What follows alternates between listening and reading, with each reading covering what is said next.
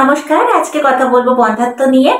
এখন আপনাদের মনে এইরকম প্রশ্ন থাকতে পারে কি মহিলাদের মধ্যেই শুধুমাত্র বন্ধ্যাত্ব হয়, মানে ইনফার্টিলিটি?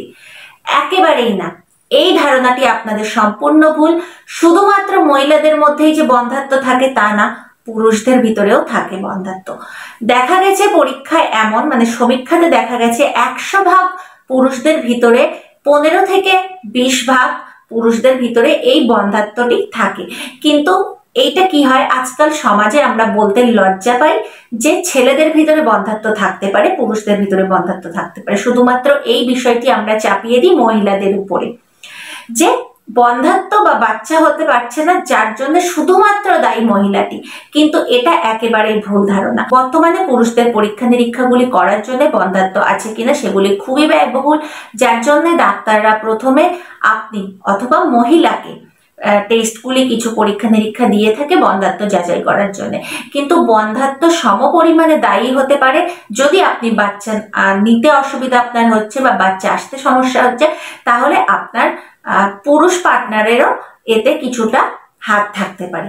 তার জন্য আপনাকে প্রথমেই অবশ্যই তো আপনাকে চেষ্টা করতে হবে, কারণ মহিলাদের ভিতরেই বন্ধ্যাত্বর পরিমাণটা বেশি থাকে। কিন্তু এটা একেবারে ভুল ধারণা যে বাচ্চা দিতে পারছে না তার পিছনে আপনি শুধুমাত্র দায়ী। অবশ্যই আপনাকে কিছু নিয়ম কানুন মেনে চলতে হবে। প্রথমে আপনারা বাড়িতেই ট্রাই করতে পারেন একেবারে ন্যাচারালি যে বন্ধ্যাত্বটা কাটিয়ে ওঠার জন্য। তারপরে যদি কিছু না হয়ে থাকে তখন আপনি ডাক্তারের কাছে যেতে পারেন। এখন আপনি বুঝবেন কি করে বন্ধ্যাত্ব আপনার ভিতরে আছে কি আপনার পুরুষের ভিতরে আছে?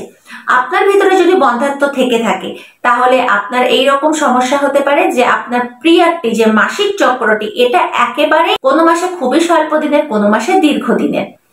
এখন স্বল্প দিনের বলতে কি, দেখুন আপনার পিরিয়ডটি যদি 21 থেকে 30 দিনের ভিতরে এসে থাকে, মানে যে সাইকেলটি থাকে, তো এই চক্রটি 21 থেকে 30 দিনের হয়ে থাকলে অবশ্যই স্বাভাবিক।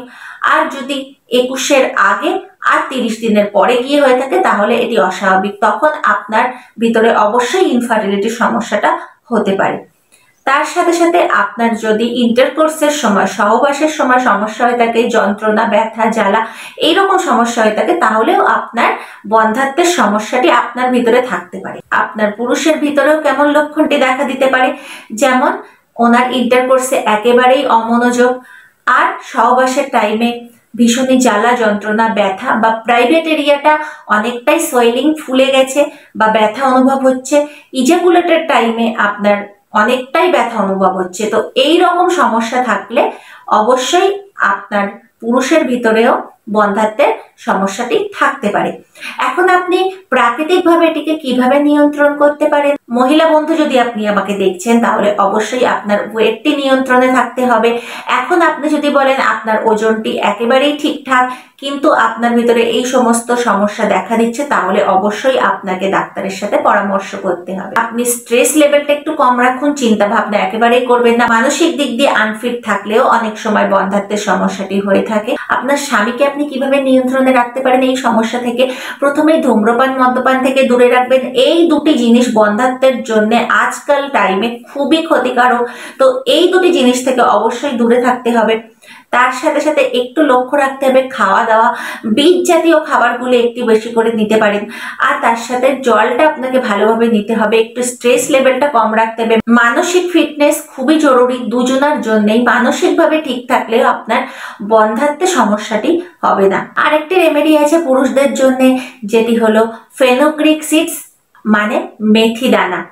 এই মেথি দানাটি আপনি সারা রাত জলে ভিজিয়ে রাখুন, পরের দিন সকালে উঠে জলটিকে ভালো করে ফুটিয়ে নিয়ে খেতে পারেন, বা এইভাবেই আপনি ছেঁকে নিয়ে খেতে পারেন। তো এটি আপনি চালিয়ে যান কিছুদিন, আপনার ওয়েটটিও ঠিক থাকবে আর আপনার শরীরটিও ঠান্ডা থাকবে। তার সাথে সাথে আপনার যে স্পাম কাউন্টটা সেটা ঠিক রাখবে, কারণ এই স্পাম কাউন্টটা যাদের ঠিক না থাকে তাদের ভিতরে বন্ধ্যাত্বের সমস্যাটি অবশ্যই এসে থাকে। তো এইটুখানি ভিডিওটি ছিল, আশা করছি হেল্পফুল হবে। আর একটু মেনে চলার চেষ্টা করবেন, এই সমস্যাটি আর ফিরে আসবে না। কোনো অন্য কিছু সমস্যা থাকলে অবশ্যই কমেন্ট সেকশনে এসে বলতে ভুলবেন না। ভিডিওটি লাইক করবেন ভালো লাগলে। তো আসুন আজকের মতো এটুকু, আবার দেখা হচ্ছে অন্য কোনো ভিডিওতে। ধন্যবাদ।